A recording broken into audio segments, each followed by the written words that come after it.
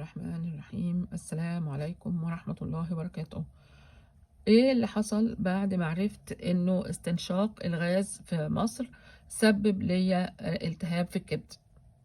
اللي حصل طبعا ان انا اولا ضاع مني سنتين بدون إرادة مني. المهم، السنة اللي فاتت بالظبط بدأت أعمل اللي هو السونار وتحاليل الدم. أصلا أنا بعملها بس ما بتبينش حاجة. على فكرة تحاليل الدم لا يعتمد عليها إلا لو إن إنزيمات الكبد طلعت قوي أو نزلت قوي، هنا بيبان. لا، ما فيش في المرحلة دي، مش ما فيش أي حاجة في الإنزيمات الكبد. المهم يعني، فبعد ما عملت الحاجات ديت وخلاص بقى شيء موثق ان انا في المرحله الاولى من الالتهاب دهوت، لان له مراحل.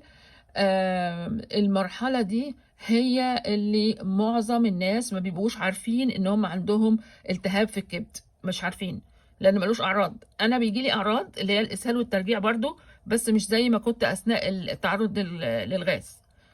وهي دي اللي خلتني اصمم ان الدكاتره يعملوا لي السونار، على اساس ان انا عايزه يعني مش فاهمه ايه اللي بيحصل. كل حاجه عندي كانت تمام يعني.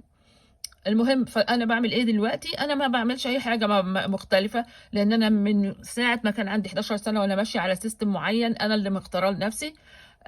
فالدكتور قال لي انت الحاجه الوحيده اللي مخلياكي بعد 3 سنين ماسكه نفسك، الاكل الصحي والنظام الصحي اللي انت ماشيه عليه طول عمرك، استمري عليه. هي بس دلوقتي المشكله انه في الكريفنج، او ان الانسان يبقى نفسه جامده قوي قوي في حاجات معينه مش كويسه له، زي مثلا بطاطس محمره، الايس كريم، حاجات زي كده.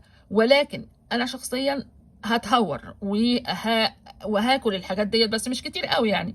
ليه؟ لانه بعد كده نفسي هتتسد ان شاء الله، يا رب ما اوصلش المرحله دي، ودي هتكون بدايه النهايه. كل واحد بقى حسب رغبته الشخصيه وقدرته على التحمل، وربنا يشفينا جميعا.